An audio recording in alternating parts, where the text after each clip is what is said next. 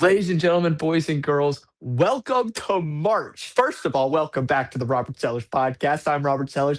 It is officially March. Sound the alarm. I'm sure all of you are aware that it is the amazing month of March, which can only mean one thing. And that one thing is that my sister's birthday is on the 17th of March. But other than that, March Madness is fast approaching, and some may say it has already arrived. I wish I could play that March Madness theme song, that sweet, sweet guitar jingle right now. I wish if I could, I would do it right now. You're going to have to picture it in your mind, or else this video would get copyrighted and taken off of YouTube. The da da da da da da da. I wish I could play it right now because it is that time of year. And if you're wondering what I'm referring to, it is the best sport in the entire world, in my personal opinion.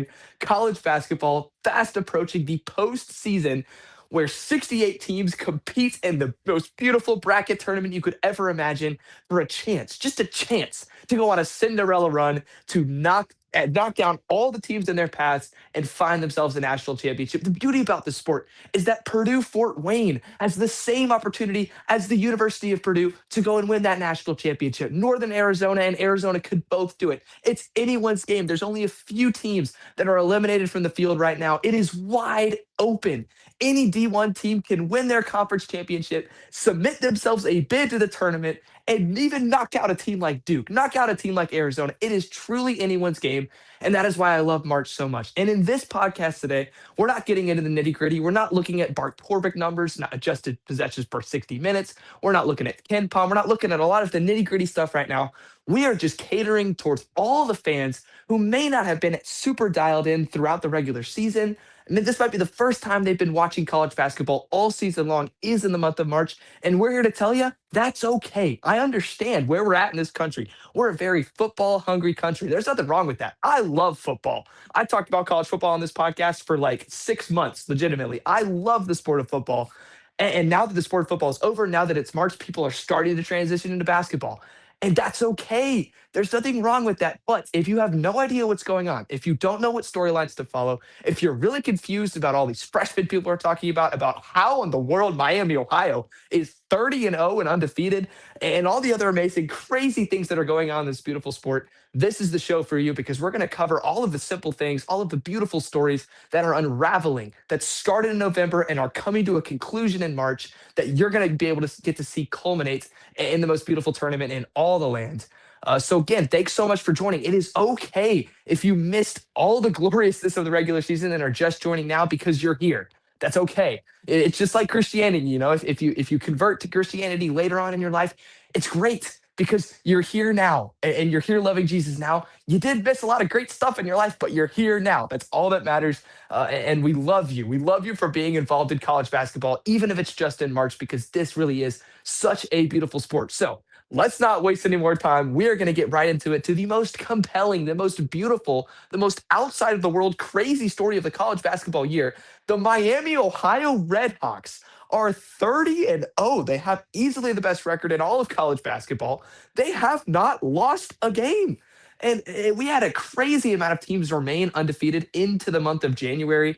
Miami, Ohio, Vanderbilt, Michigan, Arizona, Nebraska stayed undefeated for so long. And everyone was wondering who was going to be the last team undefeated. Arizona was pummeling teams. Michigan looked fantastic. Vandy was playing really, really well. And then all of a sudden they started to fall off. Michigan lost to Wisconsin. Arizona, their first loss, I believe, was to Kansas. And all of a sudden, the last undefeated team in college basketball was Miami, Ohio, under head coach Travis Steele. This team is so much fun to watch. This is the best start by any MAC team ever. And it's not frankly close. I think the second best was like 25 and 0. So Miami is blowing everything out of the water. It is crazy what they are doing. And yes, from now on, I am no longer referring to them on this podcast as the University of Miami of Ohio, because that is not right. They are, from henceforth, Miami. And if I talk about that school down in Florida, I am going to call it the Miami, Florida, because this was the first Miami, this is the best Miami, and this is the most compelling Miami in college basketball this season. And if you're wondering, how are they doing this? How are they 30 and 0? What is so good about them? Are they blowing teams out? Are they playing suffocating defense? Do they have one amazing scorer that goes out there and gets buckets no matter what? The answer is no to all of those questions. They are winning really close games. They beat Buffalo in overtime. They barely beat Akron. They just barely beat Toledo. They're scraping by teams like Bowling Green and Western Michigan. They're not blowing teams out. They are gritting out tough wins. They are finding ways to stay undefeated. And that's why they're one of the most just entertaining teams to watch in all of college basketball because they're not winning by 30. They're not winning by 20. They're not analytically amazing. They're just winning basketball games. It really is that simple. Their offense is fantastic, which makes up for their lackluster defense. But it's not one guy that's doing all the scoring. They have a great by committee way of doing it. Their top four scorers are guards Peter Sudair, Bryant Fires, Ivan Iprazo, and Ian Elmer. I'm sorry if I mispronounced some of those names. I haven't been able to watch a lot of Miami, Ohio basketball this year because a lot of it's been on ESPN Plus. I've been watching a lot more recently because it's so compelling. But I mean, all of those guys that I listed are averaging almost 12 points per game. And then Almar Atlason is their great front court player that rebounds really well and he could score in the paint for sure. But this team, they don't rely on one or two guys to put up a bunch of scoring each night. They get big performances from a plethora of players throughout their season, which in my opinion is why they're undefeated. You know, if you look at a team that gets carried by one or two people, like BYU with AJ DeBansta, AJ DeBansta could have an amazing game and drop 40 points and BYU would still lose. That's not the case with Miami. They're so well rounded. They play so well as a team. Their offense is borderline historic in the way that it's run and the way that it's coached. It's beautiful to watch. They're a fantastic shooting team, and they are 30 and 0. And in my opinion, they should be firmly in the tournament at this point. Even if they lose their next game, which would be their last regular season game, and lose in their first game of the MAC tournament, which I believe they already get a bye to the semifinals, they would still be in 30 and 2 team has to be in the March Madness bracket. It's not even a discussion. If they put anyone from a power conference that has 10 or more losses in over Miami, Ohio, I will lose my mind, and so will the rest of the college basketball world. So this is the most compelling story in the sport. If you want to watch some college basketball this year, watch Miami of Ohio. You will never see something like this, probably ever. And we never have seen anything like this ever in the history of this spectacular sport. That is what is so amazing about what Miami, Ohio is doing. I cannot believe that this is still going on. It is unreal. It really is unreal. But the next biggest story in the sport, in my opinion, past Miami, Ohio, is the sheer volume of incredible freshmen in this freshman class. This might realistically be the best freshman class of all time. Like 100% it is. I know that's crazy to say, but legitimately, it is absolutely loaded to the maximum. It is crazy how good this freshman class is. Darren Peterson and AJ DeBance to headline it all off season long. People were debating who was going to be the number one freshman. Is it DeBansta? Is it Peterson? Who's going to be the number one overall pick? Who's going to run the Big 12? Who's going to win AP Player of the Year? They've both been phenomenal. Of course, the storylines around Darren Peterson have not been exactly what you would want them to be. A lot of it's based on him sitting out of games, calling himself out, checking himself out, sitting down on benches, and making minimal effort to get back into games. And then even sometimes before big games, sitting out because he quote unquote has flu-like symptoms. It's happened. And I understand that. I still think Darren Peterson is trying his best to get into games because if he wanted to, he could say, oh, I'm injured and sit out the entire season and still get drafted in the top three and make a bunch of money. But he's not doing that. To me, it's very clear that he is fighting through injuries and he's doing his best to play on the court for this Kansas Jayhawks team.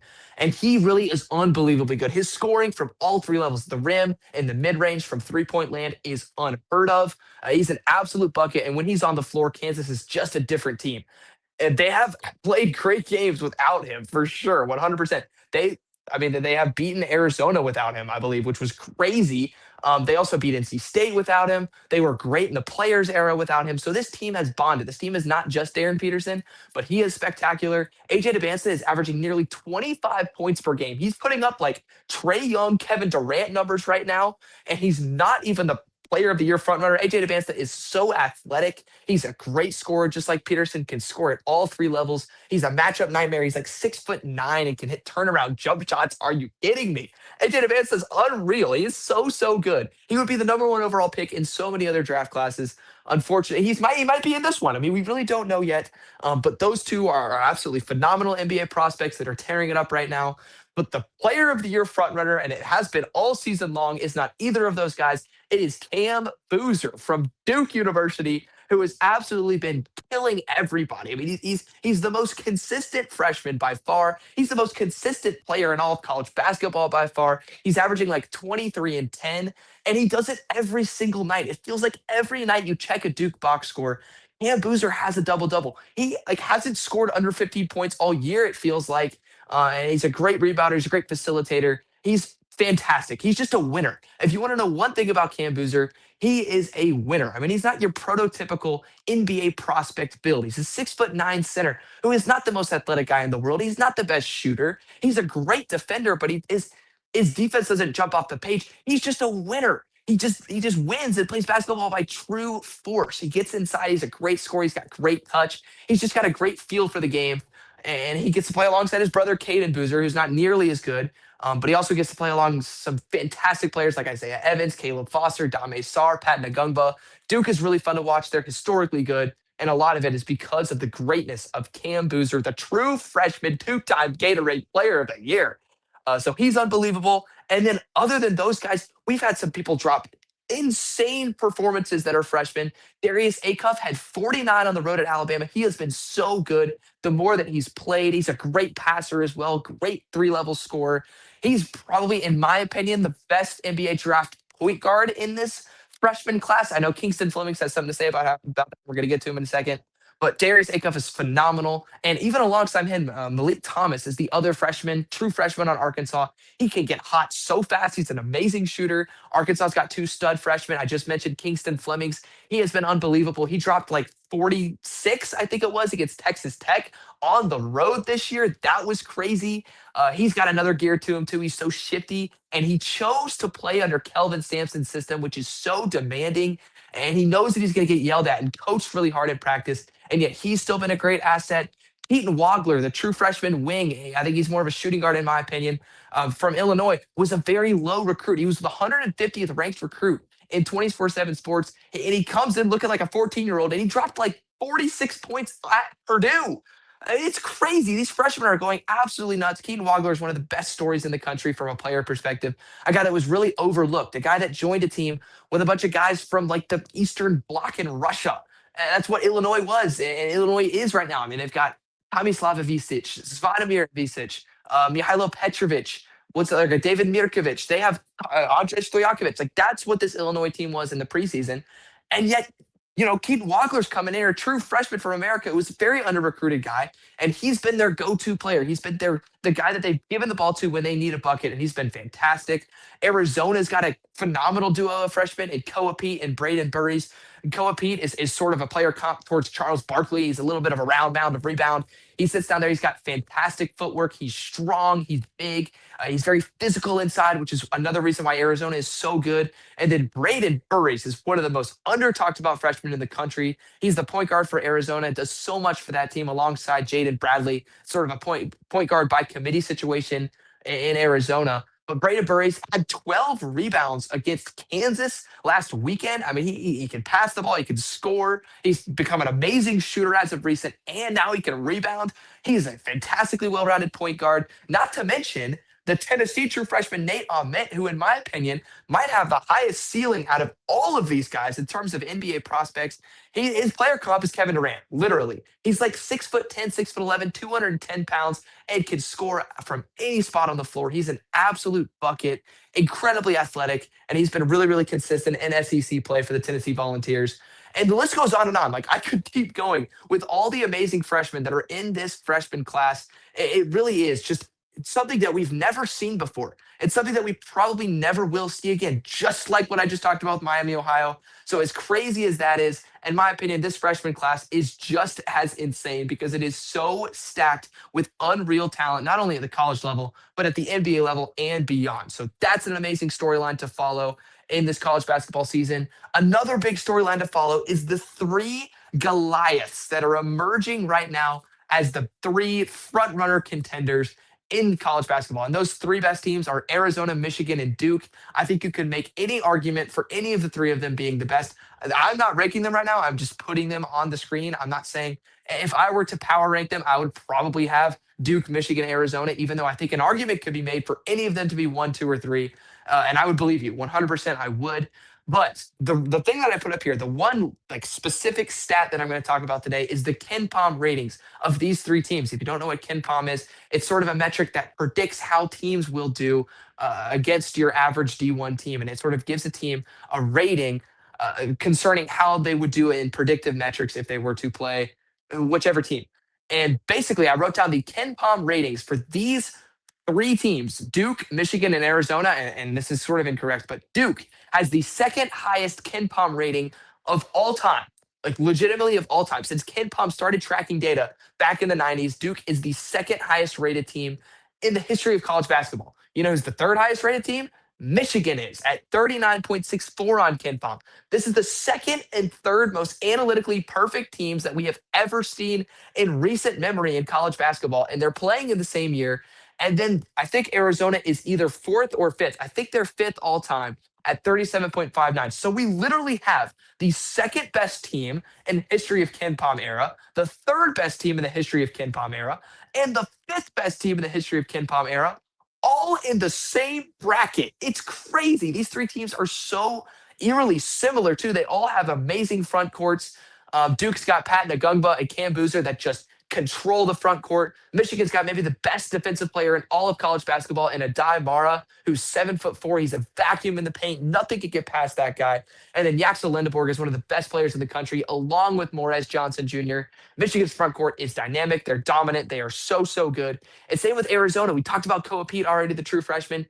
Toss in 7'2" Mo Krivas, and you have got a paint that is once again impossible to score in. So these teams are big. They're fantastic defensively. They have so much talent at the guard position as well. Arizona probably has the most talent at the guard position out of these three teams. But even Michigan, I mean, Elliot Cadeau has been playing so much better this year. A lot of people are really down on Elliot Cadeau. I think he's been more impressive this year than he has been any other year. And it's definitely another storyline to look at. And the Duke's got Isaiah Evans. They got Caleb Foster. They got Dame Sar, who's, for my money, the best wing defender in the country, along with the freshman Cade Booster. So if you're looking for a national championship pick, if you're going to say, I'm taking any of these teams or the field, take Arizona, Michigan, or Duke. You're hearing it from me now. That would be the smart thing to do. Although it is March, it is called March Madness for a reason. Crazy stuff happens, even though these guys are absolutely phenomenal and they're doing a great job in college basketball right now. They are 18 to 23-year-old kids. They're not Greek gods, so they are prone to mistakes. Duke choked terribly against North Carolina earlier this year. Michigan lost at home to Wisconsin. Arizona got embarrassed by Kansas and lost at home to Texas Tech. Like, they're vulnerable. It's not a done deal that these teams are going to win the national championship. It's just what it's looking like. And it's one of the main stories this year of these three teams separating themselves from the pack with Michigan, Arizona, and Duke. Looking more specifically now at each conference, sort of giving an overview of how the conferences are looking. In my opinion, the best conference in college basketball this year is the Big 12. So many contenders, so many elite teams, so many great storylines. We already talked about Arizona, how great they've been. They were undefeated in the non-conference. They only have two losses in conference. I believe they clinched the regular season Big 12 championship, which is phenomenal for them. And they're going to be a one seed. Anything could happen to Arizona. They could lose their next two games and they would still be a one seed. They are a national title contender for sure, and they are very scary to look out for. The other title contenders in this conference, these teams are the ones that are safely in the tournament. I'm going to talk more about bubble teams later, but the teams that are safely in the field for the Big 12, including Arizona, are Arizona, Houston.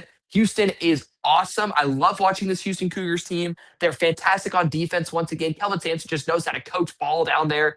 Their front court is really, really good too. JoJo Tugler is one of the best defensive players in this country. He's got such big hands. Just watch JoJo Tugler play for Houston. His hands are huge. His haircut's a little wonky, but his hands are just massive. And then Chris Senac, the freshman, is getting better and better and better also. He's another front court player for Houston. His jump shot is really, really improving. We've talked about Kingston Flemings. Milos Uzan and Emmanuel Sharp both have championship caliber experience. They're both fantastic shooters. Emmanuel Sharp can get you a bucket from anywhere on the floor. And then Milos Uzan has been playing a little on and off this year, but I still trust him a lot to know what to do with the basketball in his hands late in games. The problem with Houston has been their shot making at times, though. I mean, they went through a really bad stretch against Arizona where it was like 8 minutes without a field goal. That was really bad. And then against Kansas in the second half, too, on the road recently, they were just dead from a shot making perspective. So that's one thing to look out for the Cougs. If anything bites them in their tournament run, it'll probably be their lack of consistent shot making. But they're still an awesome team to watch and a team that could 100% make a run in the tournament. We also got Iowa State. Iowa State has been really up and down this year too, but they are a very good team. They have some of the best players in the sport. Josh Jefferson has been fantastic this year. He's probably going to be a second team All American, I would imagine. He's a big power forward. He's a great scorer. He's a good passer, and he's a great defender. Iowa State has the best 3-point shooter in the country by far.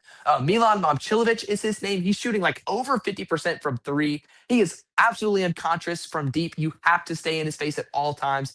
They also got an experienced point guard in Tamin Lipsey and a great, great coach and a great environment. Iowa State is really fun to watch. I don't know if I would necessarily call them a championship contender. I would not, but they are still great and they've been having a fantastic year.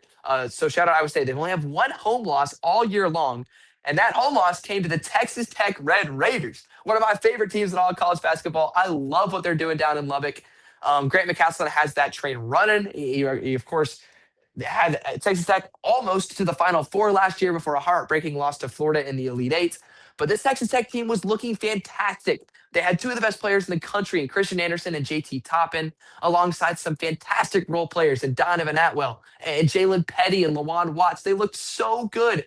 And then unfortunately, on the road in Phoenix, JT Toppin, their best player, one of the best players in all of college basketball, tore his ACL. He's out for the year. So Texas Tech is without their best player. But since losing Toppin to injury, they won 3 straight games before losing to TCU this week. I understand why they lost to TCU. That's not a bad loss. But Texas Tech, they went on the road into Iowa State and dominated the Cyclones in the first half, a team that hadn't lost at home all year long. Christian Anderson is one of my favorite players in the sport. He's Texas Tech's point guard. I think he's from Germany. He's an absolute bucket. Just give the ball to four. That's every time I'm watching Texas Tech basketball, I'm just screaming, give the ball to four. Please give it to him. Put the ball in his hands, give him a pick and roll, and let him do something special. That is what this Texas Tech team does. Donovan Atwell, I think, has set the record for Texas Tech for most 3-pointers made in a single season. He is an absolute bucket as well. He's the second best 3-point shooter in the country for my money. Jalen Petty's been an awesome freshman. Lawan Watts, I thought was going to be amazing this year. He's been a little up and down, but he's a great player too. This Texas Tech team is really fun. If you're going to pick a random 4 or 5 seed to cheer for down the road, I would take Texas Tech. They're a lot of fun. I really like that team. One of the more intriguing teams in the country this year has been the Kansas Jayhawks. This is the third year in a row that Kansas has not won an outright Big 12 regular season championship. The like 27 years prior, it only happened twice. And now it's happened 3 times in a row. So it's weird. It's a weird stretch of Kansas basketball, but they're still a fun team. I already talked about Darren Peterson, his ups and downs. He's a fantastic player when he's on the court. Kansas also has Melvin Council Jr., who at times will go like 5 for 30 from the field and look awful. And then at other times channels the spirit of Michael Jordan and goes on the road to NC State and drops like 30 points in the final 10 minutes. He is so up or down, but when he is up, he is absolutely on fire. He's Kansas's point guard. He is awesome to watch. Trey White is one of my favorite players in the country too. He's Kansas's wing. He plays their three. He's a great defender, great shooter. I'm a big fan of Trey White. I also love Flory Badunga. And if you know Flory Badunga, you can't not love Flory Badunga. He's awesome. He dunks everything. He's a physical guy. He's a great athlete. And he's just a really, really kind human being. So number 40 on Kansas, go cheer for him. He is awesome. And then just another spectacular freshman that Kansas has is Bryson Tiller, another front court player that has been goodness gracious, it's like he's been getting better and better and better. My goodness. So Kansas is another compelling team out of the Big 12. There's some great storylines with that squad. And the last team that is firmly in the field right now in the Big 12, but has been really struggling recently, is the BYU Cougars. Again, one of my favorite players in all of college basketball was Richie Saunders. He, unfortunately, I believe, tore his Achilles. So he is out for the year. He was one of BYU's best players, number 15. He was their rifle. He was their go-to guy to get a bucket. They would send him off ball screens and he would lace it. But unfortunately, he's out for the year, which is very, very sad. So BYU is relying on the powers of AJ DeBansta. They're relying on the powers of Rob Wright to go out and get them buckets late in games and pretty much carry the team. Like AJ DeBansta and Rob Wright carry this team. And no one else can score, it feels like, on this basketball team other than Rob Wright and AJ DeBansta. BYU's defense is atrocious. They don't guard at all. They have no effort on defense. It makes me frustrated watching defense when it's BYU because they just straight up don't have it. But hey, AJ DeBanza gets buckets and he's fun to watch. So they have that. I think Kevin Young is mismanaging this team, which is why I'm frustrated with BYU, is because I thought they were going to be a Final Four contender at the beginning of the year.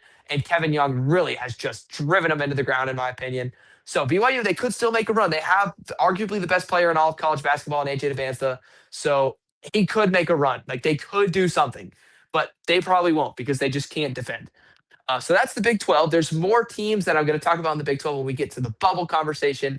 These are the contenders. These are the teams that are locked into the tournament in that conference. The second best conference in college basketball this year, you could argue that it's the first, and I wouldn't push back on you. It's the Big 10. The Big 10 is phenomenal. There's some amazing teams in this conference, including Michigan, Illinois, Purdue, Michigan State, Nebraska, and then Wisconsin and UCLA are completely different teams, but they are both have the ability to play very high level basketball and beat almost anyone. But let's start with Michigan. We've already talked about the Wolverines. They are just so good, and they're really fun to watch too because basically the identity of this Michigan team is we have an amazing defense. We're going to get stops. We're going to get rebounds because we're bigger than you. And when we get rebounds, we're pushing it out in transition without even hesitating. Like if you watch Michigan basketball, it's stop, rebound, full court pass, layup. That is what this team is. It's honestly a little bit like Chino Hills back in the day with Lonzo Ball and Melo. I know it's a crazy comparison. It's very different because no basketball team will ever be like that Chino Hills team. But that's sort of what Michigan's like. They play great defense, they get rebounds, they get out in transition. They don't give you a chance to breathe. And they're really good at it. And that makes them fun to watch because they play fast. Even though they're a great defensive team, they play fast, and it's just awesome to watch. So this Michigan team, you could argue, is the title favorite. It's either them, Duke, or Arizona. They're all phenomenal, like I've already talked about. But yeah, this Michigan team is for real. Illinois is also a spectacular team. They have one of the best offenses in terms of efficiency, if you care about that, in of all time, really. I mean, this offense of Illinois is fantastic. I've already talked about Keaton Wagler. He is unreal. He has the ability to put up 40 plus points. He's a little inconsistent, though, I have to say, but he's a great shooter. He's a great scorer. He's awesome to watch. Another player that is emerging for Illinois right now is Kylan Boswell. He was fantastic at the beginning of the season, then got hurt. He's just now coming back. He's their point guard. So Illinois has been playing so well without their point guard, Kylan Boswell. He's reinserted himself into the lineup. Interesting to see how this Illinois team develops even more with him at the helm. They've also got Ivisic, Tomislav, and Zvadimir. I've already talked about this. Andres Stojakovic is the son of the NBA legend Stojakovic. They're both very different players, but Andres is really fun to watch. He's a great slasher. He's a good defender. And this Illinois team is really fun. And I would be remiss if I don't mention David Mirkovic. He does a lot of the unsaid things for this team. So Illinois' offense, fantastic. Their defense, a little inconsistent, which is why they've been sliding recently. They haven't been as amazing as they have been at other points in the year, but they're still a really fun team. The AP #1 overall team preseason was Purdue. They have looked exactly like they looked last year. Shocker. Who would have ever predicted that at the beginning of the season? That would be crazy. I was wrong a lot this year in the preseason. I don't have many opportunities to give myself props. I'm going to give it to me here. Guys, how did we not see this coming with Purdue? It's the same team. It's Fletcher Lawyer, Braden Smith, and Trey Coffin-Rinn. I know they added Oscar Clough. I guess Omar Myers improved, but this is the same core as last year. Why did we think the team was going to be that much better? I don't understand it. It's just like Illinois theory from last year. I don't get it. That was my little mini rant on Purdue. Purdue is exactly as good as I expected them to be, but everyone else expected them to be clearly the best team in the country. They are not that. Their defense is very poor. They don't guard very well, and sometimes their wings just forget how to shoot. CJ Cox and Fletcher Lawyer can be buckets at times. At other times, they can combine and go for like 3 for 25. It could go really bad. But that being said, Braden Smith is still one of the best point guards in college basketball history. He is approaching setting the all-time record for the most assists in the history of college basketball. Hopefully, he will get that by the end of the year because that would be an amazing story. And Trey Coffin-Rinn is really good. He's not the most efficient scorer in the world sometimes, but he's a great post presence down there for the Boilermakers, and he can get you a bucket when you need him to. But Purdue, I mean, they still have Braden Smith, so you got to trust them enough to at least win a couple games in March. My prediction for Purdue is they're going to make the Sweet 16 and lose to somebody, unless they get a really lucky draw. But we don't really know what's going to happen yet, so we'll see what happens there. Michigan State is a team that is really sliding under the radar right now. No one's really talking about them. I have them as a 2 seed. They're playing some really good basketball. They have arguably the best point guard in the Big Ten, a conference that has Braden Smith. Jeremy Fears Jr. is fantastic. He's the point guard for Michigan State. He's an amazing passer. He's a great facilitator. A lot of people call him a very dirty player, and I get why. He makes a lot of dirty plays. He trips guys sometimes.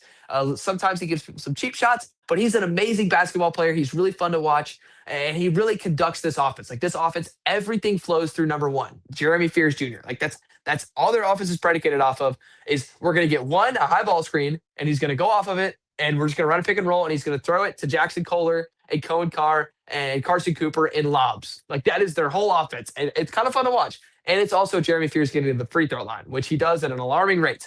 So, but that's not even the special part about this Michigan State team. It is their defense. This defense is phenomenal. They're fantastic in the front court. They guard really, really well. They're so well coached by legendary coach Tom Izzo, who's still got it going over there in East Lansing. So that's really, really fun. And they also have one of the most fun players in all of college basketball in Cohen Carr, number 55. He will give you the full car wash. He will dunk from the free throw line multiple times a game. He's awesome. He's really, really fun. So if you want to have fun watching a college basketball game, watch Cohen Carr highlights before, and you'll say, wow, I gotta go watch myself some Michigan State Spartans. And you will find yourself having a pretty good time. The next biggest story in the Big Ten is the Nebraska Cornhuskers, the historically dormant program over there in Nebraska, but they've got a great fan base. This program that has existed since like the 1800s in the Nebraska Cornhuskers has never won an NCAA tournament game. Literally never. And they started the year 20 and 0, I believe. They were playing fantastic. They still are playing really, really well. They just got smoked against UCLA, but I still believe in this team. They're really well rounded too. They have one of my favorite players in college basketball in Price Sanford, who's an amazing shooter. Every time he laces a three, I just stand up in my apartment and yell, "The price is right." He's awesome. Sam Hoiberg is one of the most hustle players in college basketball. He's their point guard. He's number one. He's great. Rank Mast is super experienced. He's a great five-man. Jamarcus Lawrence transferred from Nebraska to Rhode Island, back to Nebraska for his senior season. So that is a really fun storyline too. Honestly, I just want Nebraska to win a tournament game. Like if they could do that, it'll be a huge win for this program. They have never won one, like literally never. So if they get it, it will just by definition be historic and will be amazing and will be a fantastic story. So I'm on the Cornhuskers chain. I love that team and I will be cheering for them in the postseason. Another team that I will really be cheering for that I love watching that literally has the ability to explode and beat anybody at any moment is the Wisconsin Badgers. The way that I describe Wisconsin to people is if you've ever seen Pirates of the Caribbean Dead Man's Chest, you'll know exactly what I'm talking about. But there's a scene where the Kraken is attacking the Black Pearl, and Jack Sparrow, or not Jack, it was more Gibbs. They raised like it was a bunch of barrels, basically, is what they raised into the sky. Half of them are filled with gunpowder, the other half are filled with rum. And Jack Sparrow takes a gun and shoots at a random barrel. And it either hits the rum and does nothing, right? Because rum is not explosive, or it hits the gunpowder and everything blows up. That's Wisconsin. They get attacked by Krakens all the time. They play in the Big Ten. They have to play Michigan. They have to play Illinois. They have to play Purdue and Nebraska and Michigan State. Sometimes they shoot at the barrels and they hit rum and they lose. And it's not even close and they look terrible. Other times they hit gunpowder and they win on the road at Michigan, or they dismantle Michigan State, or they beat Nebraska. Like they can legitimately be the best team in the country on any given night. They can also be one of the worst. And the reason that is because they have two dynamic guards, Nick Boyd and John Blackwell. Both of these guys are bucket getters. Nick Boyd has a lot of experience, not only in the regular season, but also in the tournament. John Blackwell is just so much fun. He's got such a mantra about him. And if you watch Wisconsin basketball, you know exactly what I'm talking about. And if you watch one game of the Badgers this year, you're going to fall in love with John Blackwell, number 25. He is incredible. But their front court's not very great. That's why they don't have a lot of consistency. They can't really rely on front court scoring, and their defense struggles. Nolan Winter has been great for them at times, but it's a very inconsistent front court, which is why that rum or gunpowder effect is so real with the Badgers. Sorry, let's take a little bit of water there. Another team that is very gunpowder rummy is UCLA. UCLA has been all over the place this year. And part of that is because of their coach, Mick Cronin. And it feels like every time UCLA loses, we get a new Mick Cronin rage outburst. He has thrown his players off the court, literally. Like he has grabbed them and thrown them out of the game. He has yelled at reporters. He has complained about flying across the country. He's complained about almost everything. I love Mick Cronin. I love his energy. I think he's awesome. I love turning on my phone or my TV and seeing a Mick Cronin outburst. I think it's funny. I think it's hilarious. It makes me laugh. But this UCLA team went from being on the bubble about a couple weeks ago to getting a bunch of clutch wins and finding their way pretty firmly in the tournament. I have them as an 8 seed. They just beat Illinois in overtime and they smoked Nebraska. So they've got some clutch wins. They also beat Purdue. They have some great home wins. They've yet to get a really good road win, but they've got a great defense, and they got one of the best underrated guards in the country in Donovan Dent, who's a fantastic scorer. He transferred from New Mexico. He's awesome. So that's what we got for the Big Ten. Those are their contenders, their tournament teams. We're going to slide now to the SEC, the best conference in college basketball last year. This year, they've taken a bit of a step back. I have Florida front and center in this conference because they are by far the best team in the SEC, and it is not even close. They are on a huge win streak. They have the next two best teams in this conference are Alabama and Arkansas. Florida beat them both by 20 plus points. Florida is insane. They won the national championship last year. For those that don't remember, their front court is easily the best front court in the country, even better than Michigan. They have an embarrassment of riches in their front court. Alex Condon is an NBA level player. He could have gone to the draft last year. He stayed. He's 7 feet tall. He's a machine. They also have Ruben Chinyelu, who will probably win Defensive Player of the Year. 6'11". He averages a double double. He's a machine. They also have Micah Hamlockton, who's 7'2", comes off the bench, super experienced. He's incredible.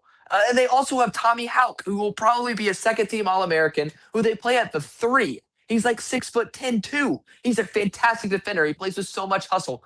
This front court is insane. They smother everybody they play. They're just unreal. Like, go watch Florida. They're bigger than you. They're stronger than you. They execute better than you. And honestly, that's why they are a borderline 1 seed right now. They should run through this conference championship as they've run through the conference this year. And they are one of the hottest teams, if not the hottest team in all of college basketball at this given moment. Which does pain me to say. I try and be so unbiased on this podcast. I have my own personal biases. One of them is that I just don't really like Florida. And I have my reasons for it. I don't want to get into it right now. I do respect a lot of what Todd Golden does and a lot of what this program is. This team is unbelievably good, and it frustrates me. So that's Florida. Arkansas and Alabama are both so much fun to watch. They both have fantastic offenses. Alabama's got one of the best point guards in the country in LeBaron Philon. Their backcourt is phenomenal with Aiden Holloway. Latrell Wrightsell has been playing so well recently for the Crimson Tide. And then their defense does struggle. I mean, it is NATO's basketball the last couple of years. Their defense has not been great. It's the reason why they're very inconsistent. But they were on a 8-game win streak, I believe is what it was, before losing to Georgia this week. This Alabama team is fun. They can get hot. They can shoot really well. They play fast. It's your stereotypical Nate Oates basketball squad, which means they can beat almost anyone, but they can also lose to almost anyone. But they're really fun to watch. I do love watching Alabama, and I would love to see them make a run in March Madness.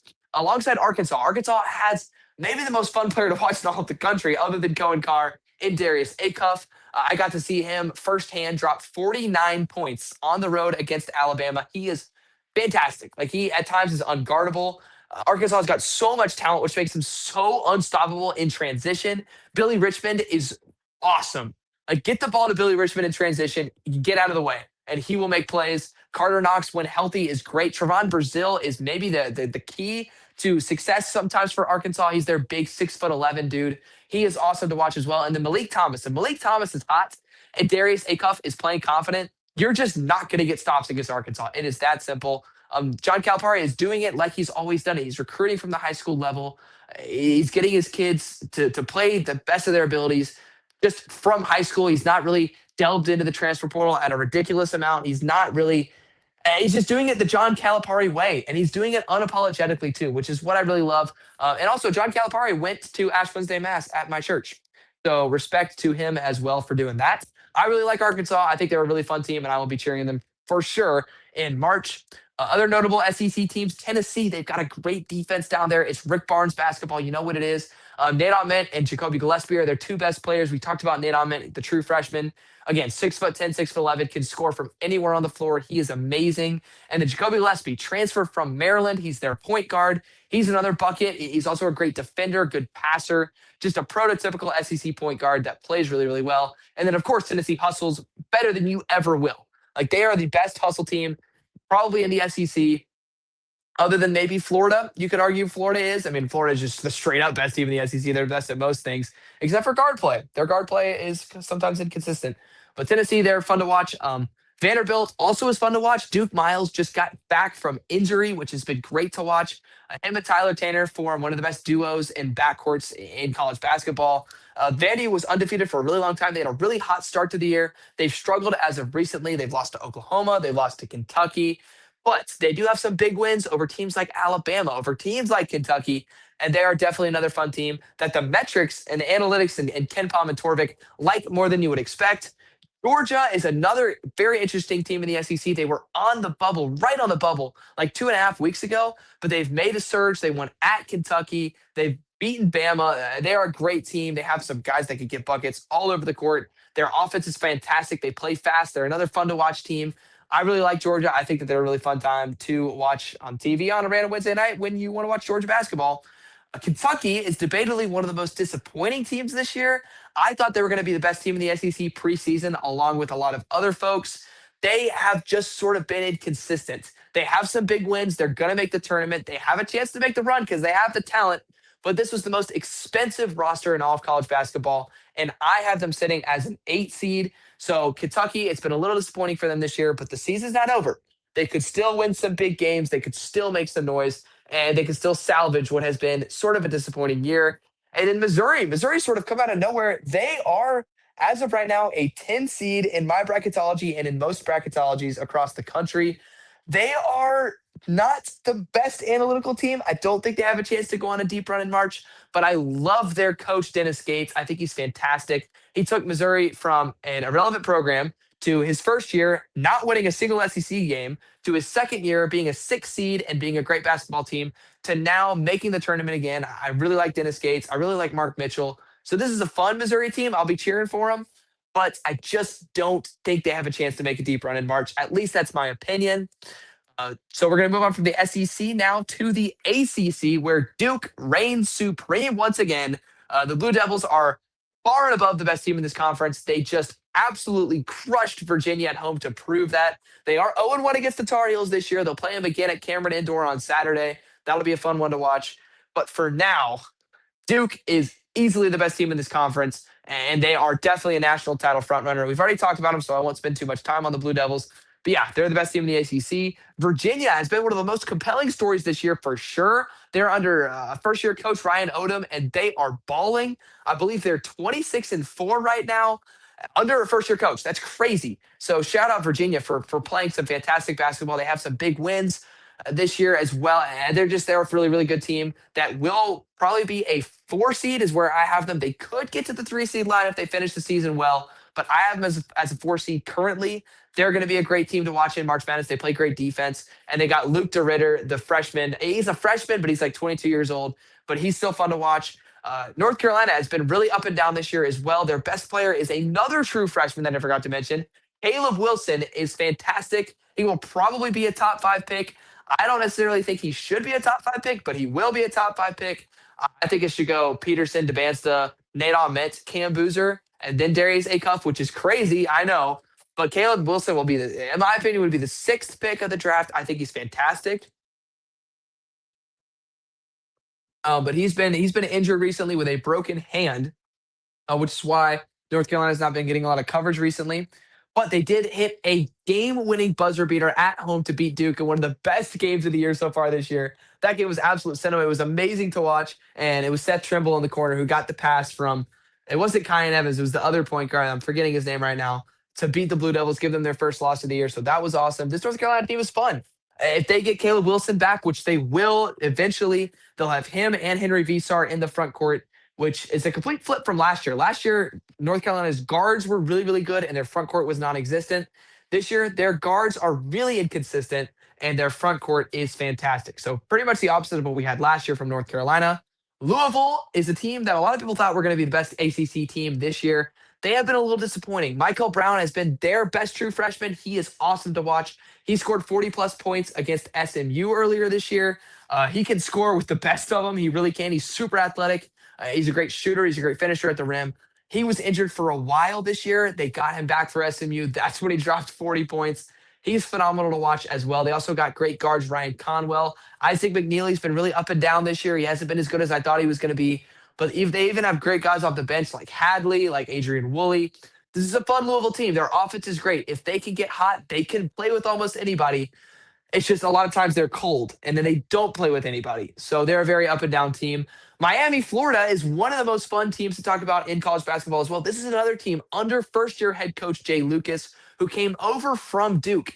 And Miami, Florida is comfortably in the tournament as of right now. They've got a great record. I think they're 24-6 under first year coach Jay Lucas. Very impressive story for Miami, Florida. So good for him and good for the Canes. They're led by Michigan transfer Trey Donaldson, who, in my opinion, is one of the most underrated guards in the country. He's a lot of fun to watch, and so is this Miami team. And one of the teams that's not very fun to watch, in my opinion, is the Clemson Tigers. They've got a great defense. Their front court is good. They're feisty. They scrap. I love their ability to come back. And I guess RJ Godfrey is fun to watch sometimes. I just don't love watching Clemson. They're so up and down. They were like a 6 seed not only a month ago, and they have sort of been on the downward trend. They've lost some bad games. They just beat UNC, which was a great win for them. But this is not my favorite team to watch. I'm just not going to lie. I don't ever turn on Clemson basketball and get excited for it just because I think that their style of play is just it's impressive because they win games and they've been great the last couple of years. It's just it's not my favorite team to watch. Honestly, I would rather watch any of these other teams in the ACC than Clemson. But hey, that being said, they're in the tournament. They will have a chance to make a run once again. So we'll see what happens. Of course, they lost to McNeese last year in the first round. Not ideal for the Clemson Tigers. Maybe this year will yield better results. Moving on to the last Power Five conference that we have to cover, the Big East. I love Big East basketball. I love all of the mantra and the ideas and sort of the culture and the trends around Big East basketball. Unfortunately, this year, the Big East is down big time. The two best teams in this conference are UConn and St. John's. These teams are both great. I still think UConn is overrated. I don't think they have a chance to win a national championship because their offense is very inconsistent, because Silas Emery sometimes turns the ball over 9 times. But that being said, UConn still has studs on their team. They've got great shooters in Solo Ball and Alex Caravan and Braylon Mullins. Terrace Reed Jr. is probably the best player on this team. He's their center. He's a fantastic scorer. He could put anybody in the blender. He's a great player for sure. I'm just kind of out on UConn offensively, but they're still great. They're still fun to watch. They'll be a 1 seed. They can make the Final Four for sure. I also really like St. John's. I love the Johnnies. I mean, this is a team that was disappointing at the beginning of the year because they just don't have a point guard. It's hard to win basketball games when you don't have a point guard. Dylan Darling has started to emerge into that point guard role, but he's not the best passer. So he's not like a true point guard, but he's really fun to watch. Their best player is Zuby Ejiofor. He's their center. He can do the do-si-do with pretty much almost anybody. I also love the energy that Dylan Mitchell brings. And then they have insane athleticism and insane talent on the wings with guys like Ian Jackson and guys like Josiah Sellers, who have not really played their best seasons this year, but they're still great players with a lot of talent and a lot of athleticism. Those are the two best teams in the Big East. They've split their regular season series. St. John's won a fantastic game at home against UConn in Madison Square Garden, and then UConn blew the brakes off of St. John's. They won that game 71-40 in Gamble Pavilion. So I think they're going to share the Big East regular season title, barring a crazy upset. But we'll see what happens. Villanova is the last team that is comfortably in the bracket right now for the Big East. They are coached under first year coach Kevin Willard. I am not the biggest fan of Kevin Willard personally, but again, I'm trying to set my personal bias aside. This Villanova team is great defensively. They are pretty fun to watch. I don't think that they're going to have a chance to make a run. I don't think they're going to lose in the first round because they play really well against inferior opponents. But once they play the big boys, they really start to struggle. So I think we're going to see a little bit of that in March Madness. But shouts to Kevin Willard for making the tournament in year one. It's not an easy thing to do. So for Wildcats, it's looking well for your future. And then Seton Hall. Seton Hall is on the bubble. They are on the wrong side of the bubble right now. I really like Seton Hall. I think their defense is really fun. I'm a big fan of the Pirates. I have a really good friend who is a Seton Hall fan, so I've always cheered for Seton Hall. And I've always liked their logo and their colors. And they have like a top 15 KenPom defense. Like they can guard really, really well. And it's something that no one talks about, but I really like Seton Hall, which leads us to some mid-major basketball. What's going on in the mid-majors? Everyone always wonders. We got to start with the West Coast Conference with Gonzaga and St. Mary's. I know Gonzaga is not a mid-major. I never want to clarify Gonzaga as a mid-major because they're bigger than that. They're more than that. I just kind of had to for the sake of the organization of this video. But Gonzaga is fantastic. They've got, I think, a 28-3 record. They were unreal in non-conference play. They did lose at home to Portland, which was a Q4 loss. It was a bad one. They also lost to St. Mary's, and they also got blown out of the water by Michigan in Players era. But this is a great front court. They're playing injured without Braden Huff, one of their best players. They're relying a lot on Graham Ike, a lot on Tyon Grant Foster, and a lot on inexperienced point guards like Mario St. Superi, I think is how you say that name, and then Braden Smith. So Gonzaga, they're up and down. They're not great. I don't think they have as high of a ceiling as some people say, but they're still fun, and they still. I would be shocked if they don't make the Sweet 16. I'll say that about Gonzaga. St. Mary's is very similar to how St. Mary's usually is. They're big down low. They're not very athletic, but they can shoot the ball well. And they got Mikey Lewis, who's one of my favorite players in college basketball. I say that a lot because I've got a lot of favorite players in college basketball. He's a guard. He's a little bit of a shot chucker, but I like that about him. And he just dropped like 30 something against Gonzaga to beat the Bulldogs last weekend. Mikey Lewis, keep an eye on that name. He's really fun to watch. Utah State is the best team in the Mountain West this year. At least we thought that. They got smoked by UNLV this weekend. But Utah State is cool. I like Utah State. They've got great guards. Their front court is a little inconsistent, but their guards are great. They can shoot the ball really, really well. They're going to be fun to watch in March. Speaking of a team that's going to be fun to watch in March that can shoot really well, the St. Louis Billikens are unreal this year. They're 28-3 as well. They're balling over there. They are like top five in both effective field goal percentage and effective field goal percentage defended. So in terms of a shot making perspective and a shot contesting defending perspective, they are one of the best teams in the country in both of those categories. They are led by Robbie Avila. They're also very similarly built to Miami, Ohio. They don't rely on Robbie Avila to do everything. He averages like 13 points a game. It's a scoring by committee thing with St. Louis. They got a bunch of guys that are shooting the ball really, really well. Trey Green is awesome. And the St. Louis team is very analytical driven. They're really, really fun. And I think they could definitely go on a run and have major, major upside as a team that can definitely make some noise in March. Another offense that is fantastic, that's not getting talked about nearly enough, in my opinion, is Belmont. They are, I think, the last time I checked, they were number one in the country in effective field goal percentage. They're a fantastic shooting team, and if they can get hot, they can beat almost anybody. South Florida is fantastic out of the American. They've got great athleticism. They're one of the teams that, a lot of times when you watch mid majors versus power four opponents, the power four opponents just out athletes and out big and out physical and out run basically the mid-major teams. That's not going to happen with South Florida. They're very skilled. They're very athletic. They're very big. And I think they have upside to 100% upset, potentially a 5 seed, maybe even a 6 seed, or maybe a 4 seed if they get a 13 seed, which would be unfortunate. But that South Florida team is really good. High Points is top 5 in the country in turnover rate, offensively and defensively. A lot of times with mid-major teams like this, you got to look at creating extra possessions. Nobody does it better than High Point. Their defense is all over the place. They're super feisty. They jump passing lanes, and then they take care of the ball offensively. So that just creates extra possessions is what it does. And when you get more and more possessions, especially as a mid-major team, it gives you more and more of a chance to make a run and to beat almost anyone at any given day. And in my opinion, the most under-discussed, underrated, under-talked about team in the country out of the MAC is the Akron Zips.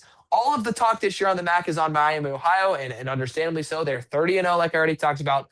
Best story in the sport. But Akron is 16-1 in the MAC. They are only lost in the conference play was on the road at Miami, Ohio by 3, and that came before 2026. So they haven't lost a game in 2026 in conference play. I think they lost in like the MAC Sun Belt Challenge or something like that. Don't ask how I know that. I love college basketball. But Akron is great. They are underrated. I think they can 100% win the MAC tournament and get themselves a bid to the NCAA tournament, which leads us with the bubble teams. I'm going to take a quick sip of water before I start with the bubble teams. Shout out my aunt, by the way, for this amazing mug. But anyway, bubble teams this year, we got Ohio State. I personally think Ohio State should be firmly in the bracket. I think they've done more than enough to convince themselves of that. For whatever reason, a lot of committee people don't think so, or a lot of people that are doing bracketology. I don't like the ESPN bracketology. It doesn't make any sense. No hate on Joe Lunardi. I do my own bracketology because I just don't understand what they're doing on there. But Ohio State, I think, should firmly be at least an 8 or a 9 seed, at least a 10 seed. Come on. So that Ohio State team is great. Texas and Texas A&M are on the bubble, the two rivals. They're both fun to watch. But again, for all these bubble teams, it really matters to win your games. There's not a lot of games left, not a lot of opportunities to give yourselves points, to get yourselves wins, to move the needle closer to the tournament. And a lot of these teams only have 1 or 2 games left in their season, so they have to make the most of them. TCU and SMU are what am I? It's late. They're two bubble teams as well. TCU is one of the most crazy, wild teams in the country. They can beat Florida. They can almost beat Arizona. They can almost beat Kansas, and they can turn around and lose to New Orleans. Like there's no telling what version of TCU you're going to get. They could beat the Oklahoma City Thunder and then lose to your middle school team. That is TCU. That's the best way I can describe them. SMU is led by one of my favorite players in the country, Boopy Miller. Other than Boopy Miller, they're kind of inconsistent. Their defense isn't great, and they rely a little too much on late game shot making, in my opinion, which is why they're on the bubble. But they're still fun to watch. They barely missed out on the tournament last year. Hopefully, they can make it in this year. I would love to watch some SMU ball. In March, New Mexico is the Mountain West team on the bubble. They are sort of all over the place too. They're kind of confusing, so I'm not going to talk about them a lot. Auburn is probably the most, for whatever reason, profound bubble team in the country right now. They are 16-14. Their last game of the regular season is on the road at rivals Alabama. They have a terrible record in terms of a bubble team, but they have big time wins. They have the #1 strength of schedule in the sport. So there's a big argument going on around, should Auburn be in? Should Auburn be out? Should they be punished for their record? Should they be rewarded for their strength of schedule? That's the argument. I would tell you the argument right now, but I am tired, so I'm not going to get into it. Other bubble teams, VCU out of the A10. They are fun to watch as well. The Rams, I swear I could be the coach of VCU and they would be a bubble team. It's weird. It feels like every year VCU is on the bubble. This program is fantastic. It really is. I feel like they should move to the Big East or something. They're great. Virginia Commonwealth, shout out to them. Indiana is the bubble team. They are on the wrong side of the bubble right now. So is Cincinnati. So is Arizona State, who I forgot to throw on here. And so is Seton Hall. But Cincinnati is one of the best teams in the country right now. They are top 5 in Torvik the last month. Like they have been playing really, really good basketball over there in Cincinnati. They could beat almost anyone. They could win the Big 12 tournament 100%. They just have a couple bad losses, which is why they're on the outside looking in. But if they make a run in their last couple games, who knows? Anything could happen. And with that, I'm going to leave you with one last thing, which is my bracketology. I know this is a lot to look at. If you're just listening, this would be the time to look at the screen because this is what the projected bracket would look like if the season ended today, in my opinion. And I know what you're saying, Robert, that is not a bracket. That is a bunch of logos on a grid. I understand that. It makes a lot of sense. But this is what I had to work with. And I am not a technology genius. So basically, the 1 seeds are the ones with the ones next to their name. And then the rest of it is pretty self explanatory from there. If you don't understand, I'm sorry. Uh, I don't know. If you don't understand, you can ask a question in the comment section. I probably won't respond. But if I do, that means that I love you very much. And I would love to hang out with you one day and watch college basketball with anyone. I mean, anyway, I'll watch college basketball with anybody. Um, but yeah, this is my bracketology. If you want to take a screenshot, if you want to pause the video, if you want to look at it, I know it's beautiful. I know it really is a sight to behold. All these logos, college basketball is here, ladies and gentlemen. It's beautiful. It's upon us. It's glorious. It is amazing. I cannot wait for March Madness. This is just preview. Again, bracket's going to look very different from this when it comes out on Selection Sunday. But I could sit here for an hour talking about how beautiful this looks, talking about all the amazing matchups that we could get. I mean, just looking at this bracket, I'm thinking we could get Arizona, Kentucky in the second round. Thinking we could get a rematch of UConn, Florida in the Elite Eight. Thinking that we could get, St. John's versus Texas, and winner of that game could take on Illinois. How fun of a matchup that would be. We got Tennessee facing South Florida. That would be awesome. North Carolina facing High Point. We could have a potential Sweet 16 rematch with North Carolina. I could just sit here forever. I could. I'm not going to, but I could. This is what I'm saying. I'm just really tired. You're catching me at like the low of my enthusiasm right now. Because I had to wake up early this morning for a church meeting. I got to wake up early this morning for a church meeting. If you want to click off the video right now, that's fine. I'm just rambling on. I get it. Yeah, this is bracketology with Robert, not with Joe Lenardi, not with Steph Greenberg, not with super enthusiastic Robert in the morning when I have more energy, but late Robert who just talks about college basketball. What you're getting. I need to go to sleep. I don't know. This is kind of scuffed. But I'm keeping this in just because it's funny. I just think it's a fun time. I don't know. There's not a lot of views on this video, so I don't Who knows? Maybe like 3,000 people will view this, and 3,000 people will watch me sit here just giving pure thoughts on college basketball as I am quite literally falling asleep. Um, Shout out Yale, by the way. Shout out Yale. Shout out Navy. Shout out Portland State, my boys. Shout out Merrimack. They don't get enough love over there in Merrimack. They're a good squad. And shout out all the small college tournaments that are going on right now, which is what I live for. I love watching the Sun Belt tournament. I love watching the Horizon League and the MEAC and the MAAC and the Northeast and all those, the ASUN, the Sun. I mean, it's awesome, man. It really is awesome. The Big South, the Big West, really is great stuff. But that'll do it for this video. I'm tired, so I'm gonna go to bed. I've said the word I bet like 1,000 times in this podcast, so I apologize for that. But if there is one thing you take away from this video, it is not that I am exhausted. It is not that I love college basketball. It is not that this season has been a movie and will continue to be a movie. But it is that Jesus loves you. He is always there for you. And no matter what, if you cling to Jesus, he will bring you to peace. I mean, we all struggle so much with sin these days, with eliminating sin, with improving, with having a better mental state, with being better virtuously. If you grow closer to Jesus, you will grow further away from sin. It is that simple. We've all tried to glorify ourselves. We've all tried to ascend based on non-godly things, and we've all, whether it's money or other people's opinions of us or anything, we've all tried to find happiness and peace and success and whatever it is on earthly things. And let's face it, it never fully satisfies us. The only thing that will fully satisfy us is God. Like if we've tried to ascend in defiance of God and it's clearly not working, why don't we just ascend with God? I feel like that works. You know what I'm saying? I got to go to adoration today for like an hour. That was really cool. Actually, it wasn't for like an hour. It was an hour because I'm not in charge of it. If I was in charge of it, it would be all over the place. We would be watching college basketball if I was in charge of it. But I got to do that. I got to receive the Eucharist today, which was hype. Got to talk to this convert dude. He's pretty cool. His name's Hudson. There's so many people out there that are cooler than me. I am just so blessed to have so many great people in my life. I don't know if anyone's gonna watch this part of the video. I'm literally just rambling. I'm just tired. I'm literally just tired. I'm losing brain cells by the minute.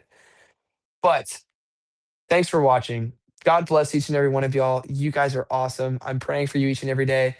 Please pray for me. I need your prayers. I really do. Even though I'm this is my favorite time of year and I I'm in a good spot in my spiritual life right now. I still need prayers because I still have problems. I still have things I'm going through. I'm very far from being perfect. In fact, you watching this video, I would bet all my money that you are a much better person than I am. Um, so that being said, again, thanks for watching. Hope you all have a great weekend, a great week. Happy March. And don't let people tell you March isn't a holiday. It is. Happy March. And I hope you'll have a great weekend, like I already said.